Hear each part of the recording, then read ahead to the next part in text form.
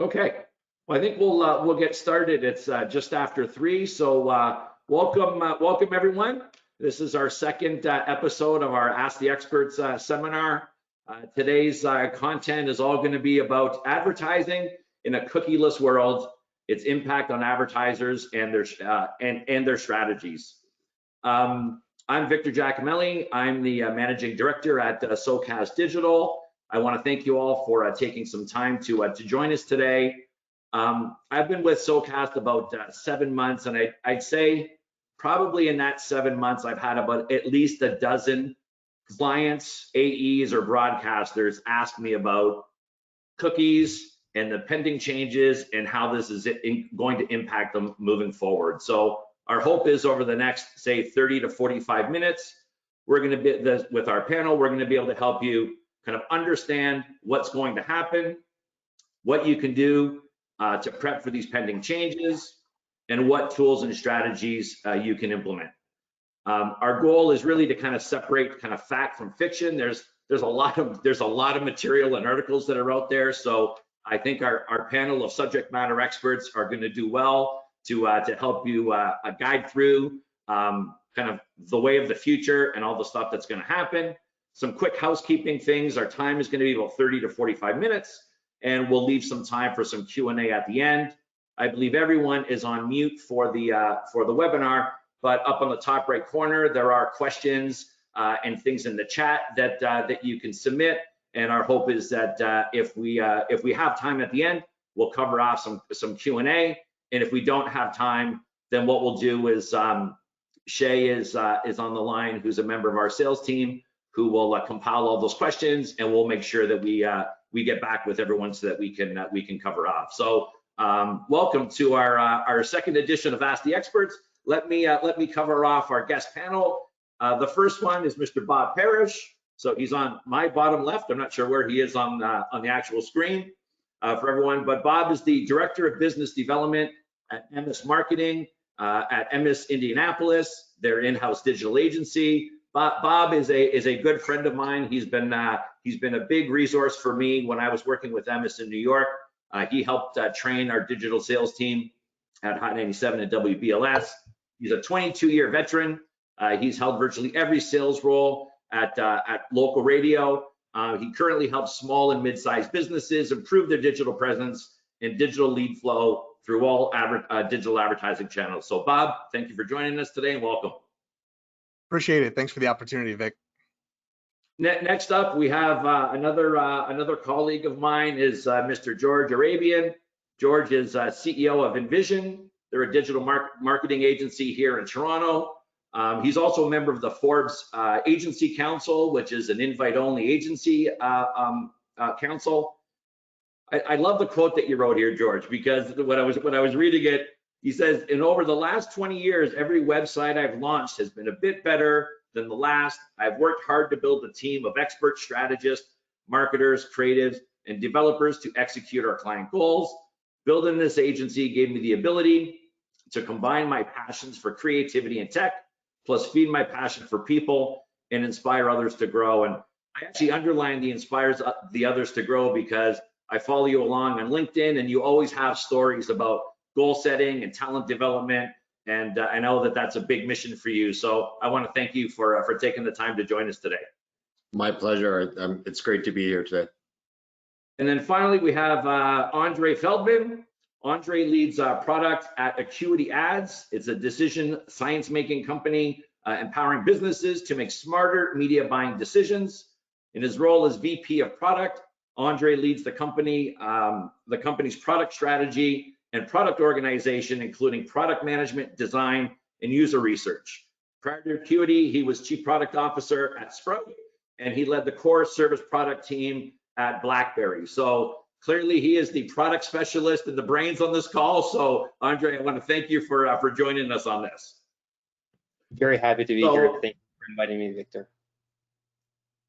So we got a lot of content to cover off here, but one of the things as I was prepping for this webinar that dawned on me, because although I've been selling digital for a number of years, now I'm kind of fully into the digital space. But I remember when I first got started in radio, someone said to me, once you're in the media business, you stop consuming media the same way. Like you stop listening to the radio as like a fan and you start listening for ads and looking for leads and, listening to the jocks and figuring out, how they break from songs and come back into the music and intros and extras and that stuff. And I think in the digital space, it's kind of the same, is that you stop just consuming it for pure entertainment value.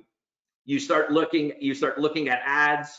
You start seeing when ads are being retargeted, that it's a retargeting strategy. And I want to start with that because it's really important that for everyone on the line who's in the business is that we might not see things the exact same way as some of the consumers that are out there in the market. So at the core of this discussion we're going to have today is like this delicate balance between the need for privacy, which I think is immensely important, but also this value exchange that goes on between the consumer and giving up information in order to get free content. And there's this value exchange that goes on, and there's like this delicate balance between the two. So some of you on the line may be very fluent in digital, some may not be, but I thought I would just start with Bob.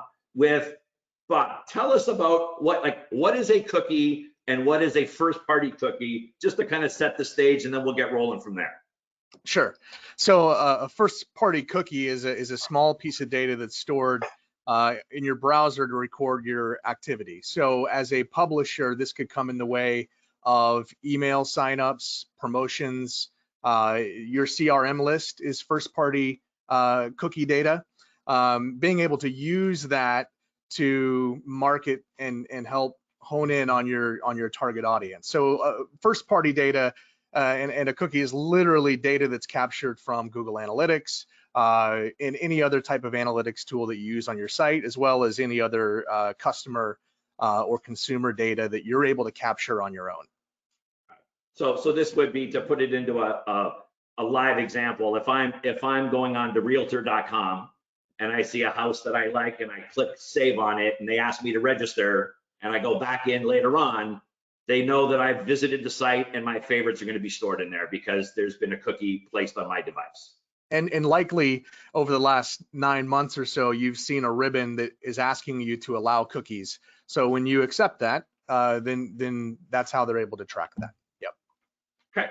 So let's move into the real core of this discussion. And I'm going to segue to Andre here.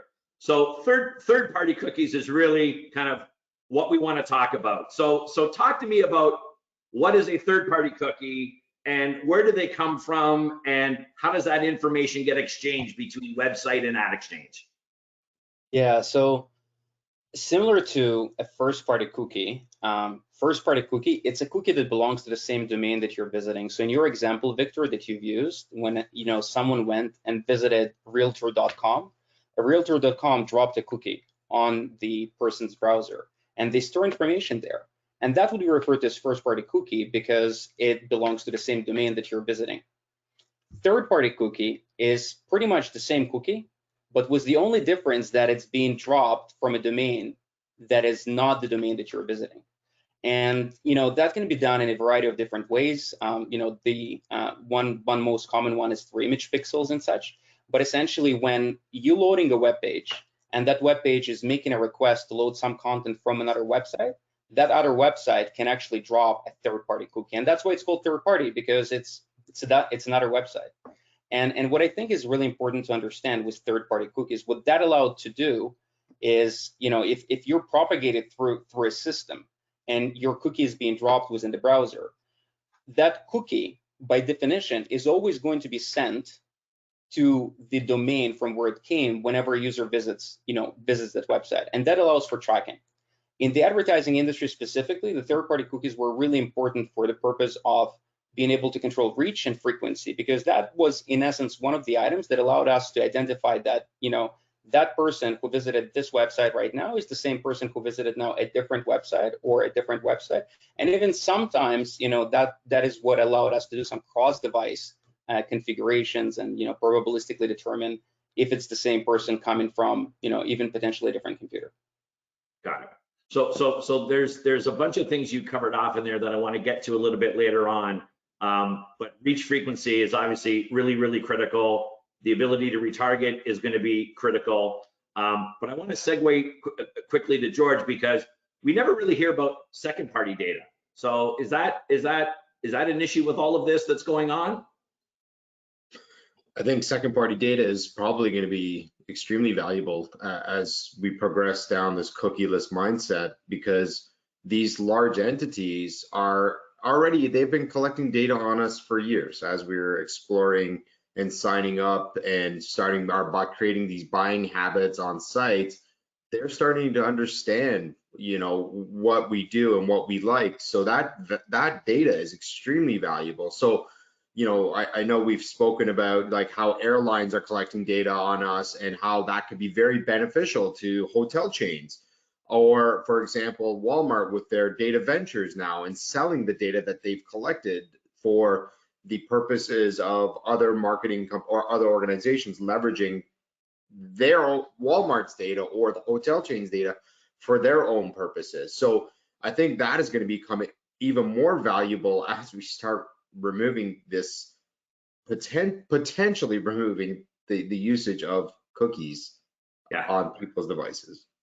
So that's a great segue, George, because initially when I was prepping for the webinar, I was reading that Google had said that that they were going to remove third-party cookies by 2022, and then I heard that it was going to be 2023. And I think, Andre, you were mentioning the other day that they actually just released a timeline of that. So maybe let's start with that, and then we'll kind of get deeper into the whole conversation about what the world is going to look like without cookies. So Andre, just walk us through that timeline. Yeah. So Google has several initiatives, right? And just to be clear again, what Google is doing is they will not allow third-party cookies to be sent back to third parties, even if they're dropped. So like essentially in their Chrome browser, the information, so when you're visiting website, let's say yahoo.com, right? And through that website, somehow third-party cookies got dropped. Those third-party cookies are now no longer going to be sent to the third parties from which they were dropped from the other websites. So those other websites will now lose the ability to identify that, you know, who that individual is, or if it's the same individual, and also track movement between sites, etc. So what Google is doing, they have several initiatives that, you know, they feel are more privacy inclined, and, you know, they're all circle around kind of cohorts-based targeting and behavior-based targeting. And they've rolled out a timeline that talks now about the specific capabilities for testing those cohorts are going to start becoming available, you know, later this year. Then throughout next year, advertisers will have the opportunity to test it. And then, you know, even further towards 2023 is when finally the solution is going to get rolled out completely, and Chrome will have those changes where third-party cookies will no longer be allowed or will no longer be sent to the third-party sites. Okay, so we're still talking about. Yeah, so there is time. So with this last announcement, essentially, what it means is there is quite a bit of time still to prepare and to do, and there is no need to panic. Yeah, and I think that was one of the we've got I mean, I tried to compile a list of kind of key takeaways, and knowing that we have 18 months to kind of plan all this out, there's no like apocalypse, like, oh my God, we need to fix everything today, but we do need to plan and educate ourselves for all of these changes, because things will change. But I wanted to share a note here that I was reading on Forbes magazine, and the quote said this: it says, "Before you panic, it's important to consider why we're tracking ads in the first place. While the priority metrics may vary slightly, in general, we track ads to measure performance. As marketers, we know how critical performance is to planning, budgeting, and reporting, and it's important to note that that's not going away. Although how we get there will influence the specificity of our metrics," and that came from April of this year. So I think, you know, one of the messages that we share with our sales enablement platform to the AEs that we're talking to is that we say one of the best things about the digital space is that it's highly accountable and highly measurable. One of the worst things about it is that it's highly measurable and highly accountable, because you really have nowhere to hide in terms of how your delivery is and need to be accountable for those results. So Bob, when we talk about all of these changes, and we know about Chrome on a desktop, is it the same for mobile? And what are some things that clients can do to prep for kind of any changes regarding the mobile space? Yeah, so on the mobile side, there's device ID capture. So there's still the opportunity to target by mobile, but thinking of ways, and Andre will talk more about this later, the percentage of publishers or websites who are actually leveraging first-party data. It's important to start collecting those email addresses if you're driving traffic to your app, being able to have a gateway where you're able to capture that data. Device fingerprints, universal logins, there are numerous email metrics that will start tracking users on the mobile side. So I don't know if you might lose some really highly targeting or over targeting, but overall, I think we have plenty of time to prep for it, but it shouldn't be any issues on the mobile side. Yeah. Andre, you want to add to that? I'd like to echo what Bob was saying. In a sense, mobile is not going to be as simple or not as impacted by third-party cookies. There are some other things that are happening on the mobile world, right? Apple will now require consent for all applications to get that consent before they can send an advertising identifier, so ID phase. And that change has been rolled out already in the latest OS update.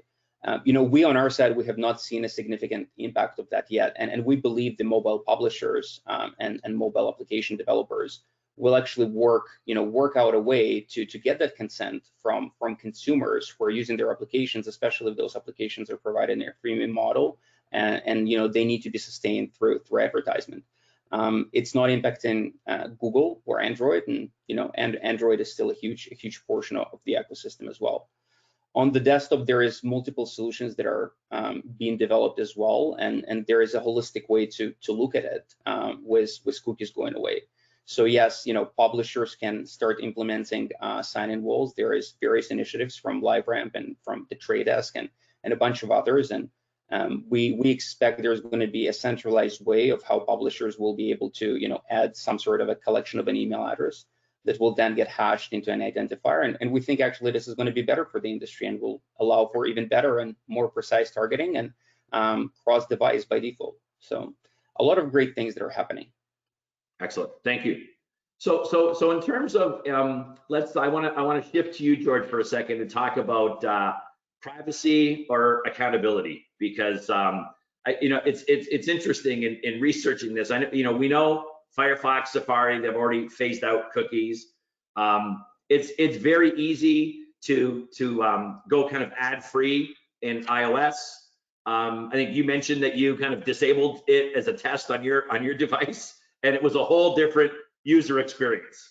Right. I was amazed to find out Statista had posted an article that and it was like 10 to 20% of the people that receive cookies don't accept them.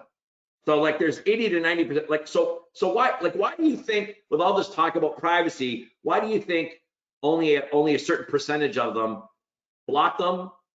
Do you think it's a question of privacy, or do they just not know what they're accepting? I think there's a misunderstanding of how much data is being collected on us by the general consumer, right? So, as you mentioned, alluded to at the beginning of this conversation, we're in this world. So we have this exposure and understanding of how much information is actually being collected. I think the general consumer doesn't have that understanding. So for somebody, and this conversation is relatively new in the grand scheme of things, right? So I think the consumer education portion of this is going to take a while. And I think that's why the numbers are so low, because this is all just coming at us fast and furious now as marketers. And now we're starting to disseminate that information out to the general public. But yeah, I think a lot of it is just education and understanding. And truthfully, as you mentioned, I blocked Facebook from showing the ads, like tracking me. And in a week's time, everything changed. Like there was no more, spammy posts in my feed. It was all the stuff that I signed up to Facebook for day one, which is like conversations with friends and family. It was neat. It was a unique thing, and I was just experimenting to see what the impact truly was. Do you think what do you think? Do you think privacy rules will tighten, or like what do you think from a consumer expectation standpoint? Do you think they're starting to get more astute about this and will start to push for more privacy issues? I think certainly if like anything, if there's an uprising of concern around privacy, which we're seeing regularly, there are going to be things that have to be put into place to protect people's privacy, right? The other side of it is like I've got nothing. One conversation I had this 2-3 years ago when we were talking about a similar topic, the feedback I got is like, well, I've got nothing to hide. And the reality is everybody's got something that they don't want the whole world to know about, right? So, and the last thing you want is that to fall into the wrong hands. So, as much as you may be the best person in the world and have never made a mistake, there's probably things you don't want other people to know about you. So yeah, privacy is going to be super important. Yeah, there's a if you've seen the movie The Social Dilemma on Netflix, there's one part of the movie where they say if you're getting free content, or you're getting a free app, or getting something for free that you're giving up information, really you become the product, because everything that is coming is actually directed at you, the user, right? And that's kind of the trade-off. And obviously the world is going to change a little bit. So Andre, I want to ask you, like, so from an Acuity standpoint, so what are some of the things that Acuity has put in place, or other DSPs have put in place to kind of prep for some of this stuff? Yeah. And look, I think so. I just want to say that George is spot on, right? Like the amount of information that is being collected is immense, and people, may not be aware. At the same time, there is this quid pro quo kind of situation, right? Where, you as a consumer are used to go and get free stuff, right?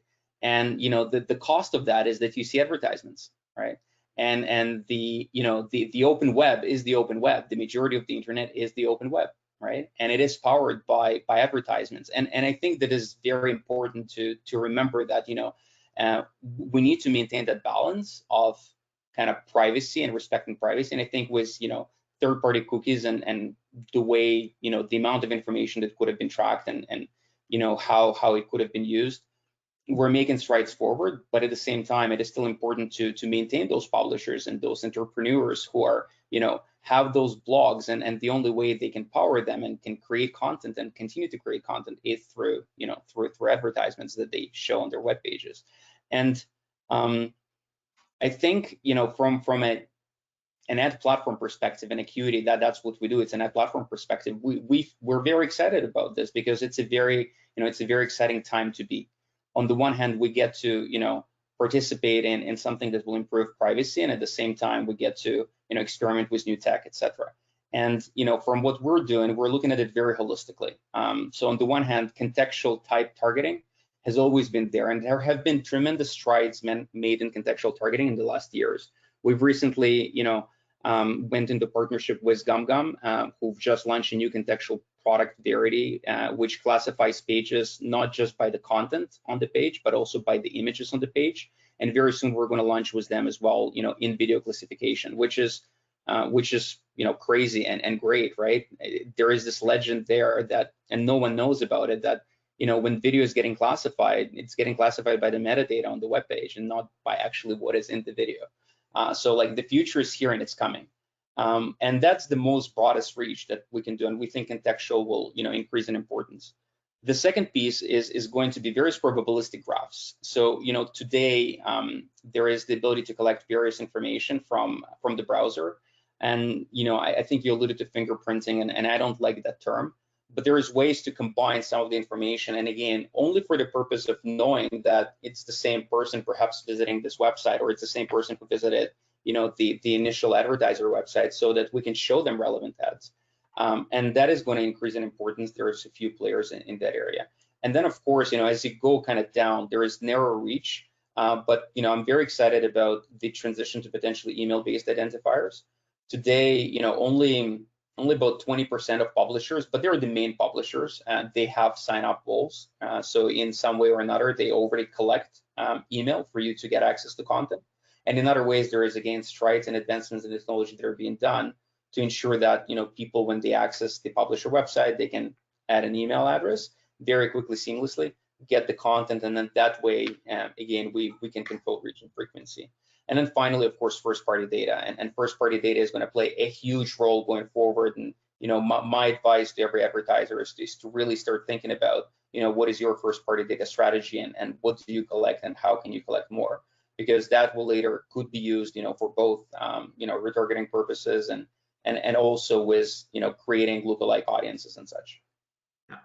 That's I want to segue on the first party data side and give Bob and George a chance to chat about that. But so Bob, so talk to me about, so on the media side of things, and or even from the small to mid-sized business side, like what do you think are like the critical first steps that these companies should be taking about creating more or getting more or understanding more about the first party data that they have? Because that seems to be a big opportunity for businesses.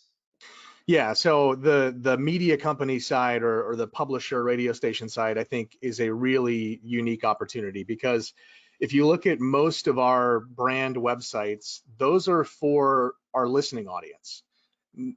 Not a lot of sites are being used for to drive advertiser sales. So one of the ways is to create a new website that is for your advertiser or your prospects audience, and then start collecting data on them, collecting email addresses, start leveraging your Google Analytics data, look at potential marketing automation workflows where you can really start escorting that user from the sales side. On the publisher side, as a radio station and a media company, think of all the data that you already have access to from your promotions teams who are collecting register to win on-site locations for live remotes or appearances. Think of all of the online contesting that you might do through your own website. Start capturing that and segmenting and structuring that data so you can leverage it down the road. And to George's point on the second party data and how valuable that is, from a small business perspective, if I'm buying media from a local radio station, start aligning myself with strategic partners who have good data. So if I'm a GM or a director of sales sitting on this call, okay, how can I start taking data from my radio station website, the audience that we're driving traffic from the on-air side, how can I start using that for advertisers? And I think that will be a really great opportunity to create new revenue streams, but also just help drive results for the advertiser in a truly integrated fashion. So I'm not siloing my radio buy from my digital buy, and I'm looking at it holistically. Yeah, excellent. George, when you're talking to your clients, anything you want to add to that about first party data?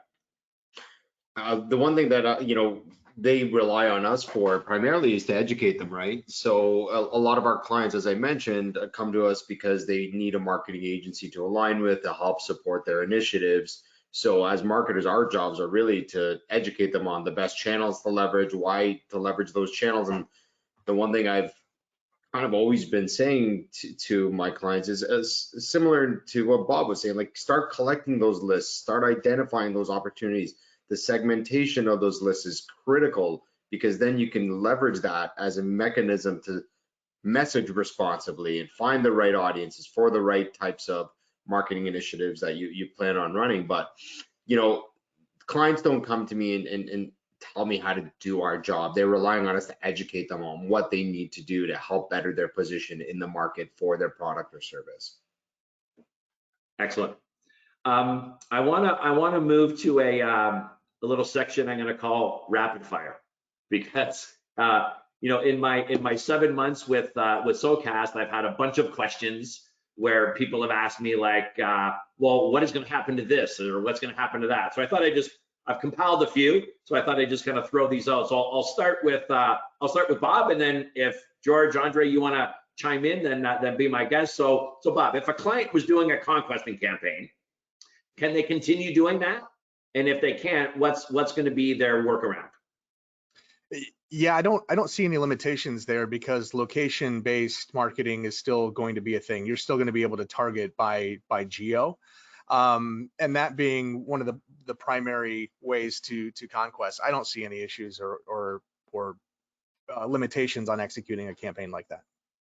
So George, the follow-up on that was this client asked me about geofence and geo-targeting. So there should be no issue with cookies going away. I can still do geofencing, geo-targeting with my campaigns.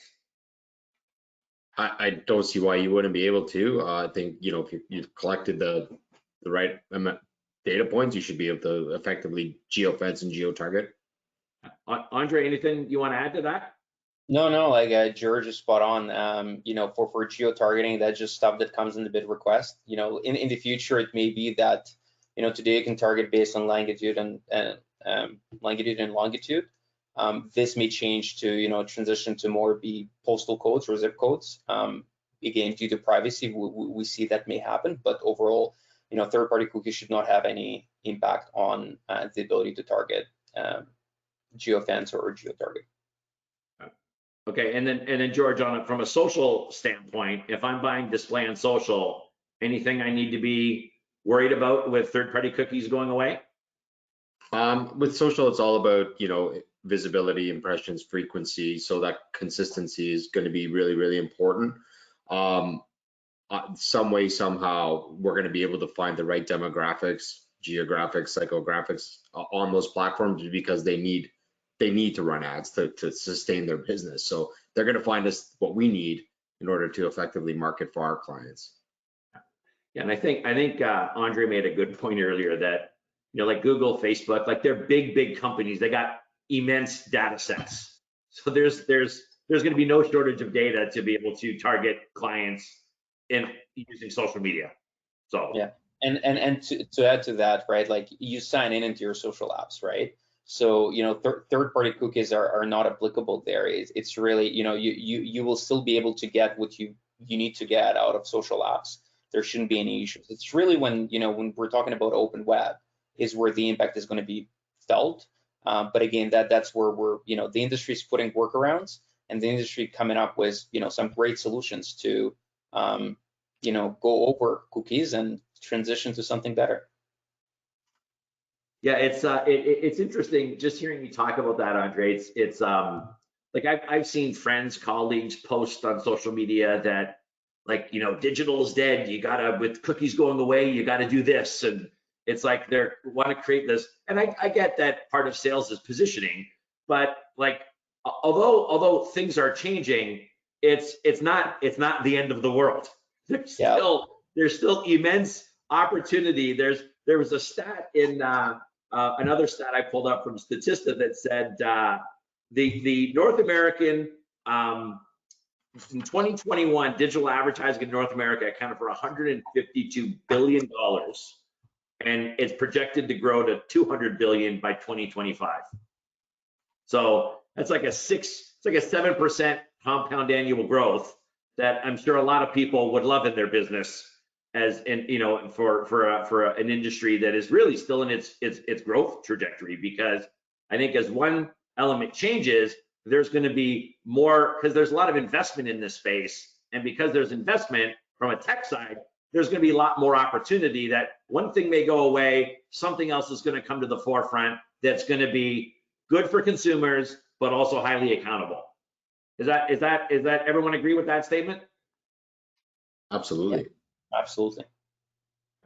So I thought I'd kind of finish off with just some key takeaways before giving everyone a chance to kind of have some parting thoughts and final comments. But I think as I was thinking about the whole topic, and just hearing you all speak over the last couple of weeks as we've been prepping for this, I think the one thing that really dawned on me for our partners and for advertisers And for people that have just joined in the webinar who aren't part of SOCAST, I think the one thing is planning and educating today is really, really critical. And I think at the core, that's what today is all about, is just, we're not gonna have all the answers today. We're gonna have some workarounds, but planning and educating yourself, because 18 months can really creep up fast, right? And I think just kind of pinpointing that to everyone is really, really critical. And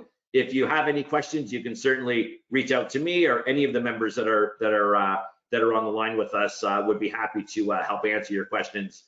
I think on the second thing, really, and everybody has touched on this, is really cultivating your first party data and your relationship with your own consumer base is going to be really, really critical. And I think it's a big opportunity for a lot of businesses. I think, Bob, you touched on building your database, communicating by email and communicating often is going to be important. I think, George, you touched on earlier about transparency, like just being transparent with your client base about what you're going to do with the data. And I think if clients if people are buying from you and they know they're going to your site, and that transfer of information, I think so long as you're upfront with it, most people are going to be okay with it. And I think that dovetails into the 80 to 90% that are willing to accept cookies. And I think the other point that I think Andre and Bob touched on is just your Google Analytics, like really understanding your web page, who's going to it, how much time they're spending on it, all of the information that you can migrate to help sales, programming, or grow your own business. I think on the programmatic side, this is where I want to kind of get into a little deeper discussion, because some people have asked me about, like, okay, so if I'm buying programmatic now, like what is this going to mean? And my gut tells me that likely CPMs are probably going to go up slightly. And because if you're buying better data, the likelihood is it's going to come at a slight premium. So I just, any thoughts on that? Bob, I'll start with you, and then we'll go kind of around the room here. Yeah, I mean, I think 18 months is a lifetime in digital, and how quickly this space evolves. So I think history says that, yeah, the more targeting you do, the smaller and more niche you go, the higher the premiums are. I think time will only tell. Andre, anything you want to touch on with that? Yeah, no, I'll say, like, if there isn't going to be a good solution for third-party cookies, or between everything we've discussed, be it email-based identifiers or probabilistic graphs that are augmenting things, the opposite can happen, right? Because now you're going to have lower quality data. You will not be able to target people effectively, right? You will not be able to reach them, the way you want to reach them, and CPMs will go down, which is going to be really bad for publishers. And that is why I firmly believe that publishers will not let that happen, right? They will not let the CPMs go down, and they will be very much interested in putting the tools that are needed to ensure that their audiences can still be effectively targeted. Yeah, I think you touched on it earlier about just all of the things that, like, whether it's cohorts, behavioral, contextual, all the identifiers, all of those things are going to get better. And look, I mean, these are businesses that, although third-party cookies may be going away, they're not in business to lose money. They're going to figure out ways to continue to grow and innovate. And I think at the core of their business, innovation is critical. Yes. No. George, anything you want to touch on with respect to programmatic? I agree with both these guys. I mean, Bob said, 18 months is a lifetime for this. And obviously, Andre, with respect to the value of the data, I think the cleaner your data is, the higher it should yield a better CPM. Yeah. Like it's that simple, because as a consumer, if you were to say your CPM is X, but I can get you a better list to improve your probability of conversion, but it's going to cost you a little bit more, I would rather buy the CPM with a higher fixed value or whatever dollar value, because it's going to help me improve the probability of my conversion. So I think cleaner lists are going to be extremely valuable come the future. And if you can segment your audiences by geo, demo, and psychographic, and really have concrete data, I think I would pay for it, and I would encourage my clients to as well.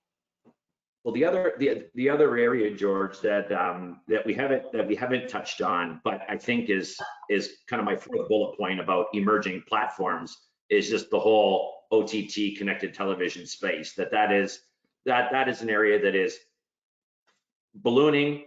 It's got big growth, and you've got access to a lot of first-party data. So, Andre, I'll let you kind of jump in there, and then I'll go to Bob. But what are your thoughts about that space, because you actually have access to households? Yeah, no, look, it's been extremely exciting. Like, we've seen tremendous growth, like over 300, 500% growth at times on CTV just over the past year or so. Cord cutting really accelerated due to the pandemic. CTV is gaining huge momentum. It's a huge growth area, and it's very effective. And third party, like, it doesn't suffer from third party cookies problem, right? A CTV ID is a CTV ID, and it's in a specific household, and there's ways to determine what this household is. So you can really target, you can control reach, you can control frequency, you can target specific households. There is a lot of advancements that are being done. We're working on a few exciting projects with being able to figure out how to target on a show level base, and target on specific episode base, and all of that is coming. As I was saying, contextual in video is coming. So, you would be able to slot dynamic ads inside a video within a specific context, right? So, for example, Coca-Cola would be able to put an ad right after someone, was drinking a Pepsi can in a movie, things that were not previously possible, and all of that is going to be done programmatically. So, very excited about the space, huge growth, and doesn't suffer from third-party cookies. Bob, anything you want to add, and any conversations you're having with clients about that space? Really, in general, it's discussing the massive disruption in broadcast television, and how to be more cost effective using connected TV, attribute success of those campaigns, and knowing how quickly that space is growing. And I love what is on the path in terms of being able to do product placement within programming. It's pretty sick. So I'm excited to see where we're headed with that. Awesome.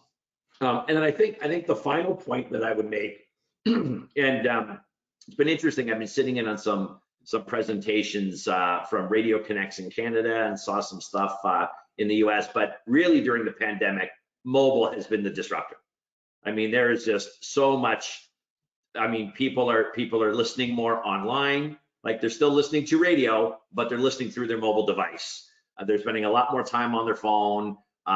They've cut the cable, and they're using mirroring from their phone onto their smart TV. And I think that is the other area that, if there's a key takeaway, if I'm a small mid-sized business, or if I'm a media company, I would be encouraging you to have a mobile strategy for sure. So I want to open that to the floor.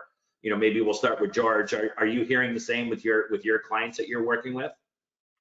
Yeah, mobile is critical. We see it in the data, all the metrics that we're pulling, like, having visibility on, any and all mobile data points is imperative to the success of our marketing initiatives, for sure.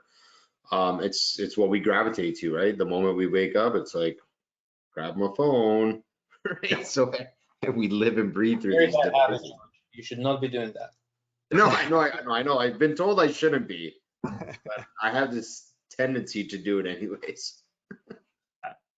Any thoughts for you, Bob, on mobile? Yeah, I mean, just from the lens of being with a broadcast company, the pandemic had massive impact on the way listeners consume audio, and we've seen a massive spike with our local brands here in smart speaker adoption, but mobile drives that. So everything that we do, we start with a mobile first mentality, because we know that's where it's a really target rich environment. To George's point, it's never more than an arm's length away from me. So yeah, and the stat you just said about listening at home functionality is North American. I would, if we saw worldwide data, I'm sure you'd see this across the globe. But in North America, you're seeing it in Canada the same as we are in the US, Bob. I mean, you're starting to see a spike in that go on. So we've got a few minutes left. I'll start with George. Any final thoughts that you want to cover off that you didn't get a chance to answer, or that I didn't ask that you want to share? I think we covered a lot today, and the one thing I always leave off with is have control of your data. Know where your data is, have control of it, because these big entities can shift and change their policies, and you could be out a lot of intelligence. So having control of your data, I think, is something that I always communicate to my clients. But Bob, we'll go to you. So I'll say that when it comes to digital marketing, there's not a silver bullet. It's really about being brilliant at the basics. So continue to get data, start segmenting that data. But then once you collect all of that data, how do you visualize that, and how do you start putting that to work for you? So think of, on the operations side, especially for media companies, how you start staffing up in that space. It's going to require a new job description, new ways of doing things, but it's all going to be really important as we advance towards the future. It's interesting, Bob. I mean, I've been in radio for 28 years, and I remember most broadcasters back then had research directors, and as the industry has changed, that those research directors are really turning into data scientists to take all of that data and figure out, because it's not just your PPM or your diary data. It's all of this other information that could be overwhelming at times. But I think you make a great point that it's if you don't have a data science team or a insights team, that is another area of innovation that you should be looking at, because you want to be able to take all of that and figure out how you can grow your brand, whether it's a media company or a business. Absolutely. So Andre, we'll give the final word to you, my friend. Like George and Bob are spot on with kind of like their final notes. I will say that from a programmatic perspective, if you are doing programmatic, third-party cookies are going away. There is going to be an impact, but we believe the industry will evolve and the impact is going to be good. And if you have a partner in programmatic, work with them, ask them what is their strategy, what are they doing, to ensure that they're able to target on the open web with third-party cookies going away. Most have, but make sure that your partner does as well. And that's it. I think that's a great point, Andre. That look, there is a lot of stuff changing. It's not the end of the world. It still opens up lots of opportunity for everyone. And I think people need to be comfortable asking questions of their partners, and be direct, and don't be afraid to ask. And I think as partners, we've got to be willing to teach and share information and share insights. And I think if we do that, then our partners are going to get better, our businesses will flourish. And that really was the spirit of what today was all about. We've got agency member George, I want to thank you for representing the Canadian agency side. We've got Bob representing the US agency side, and I want to thank you for dedicating your time to this. And Andre, I want to thank you for being a partner of ours and kind of sharing things from the publisher side. So if anyone does have, we've got some questions that have come in. I will circle back with everyone who joined the webinar. I want to thank you all for dedicating your time to learning. I hope you took away some nuggets from this, and I'll let everyone get back to their day so they can run their businesses and flourish. And thank you, stay safe, and we will talk to everyone soon.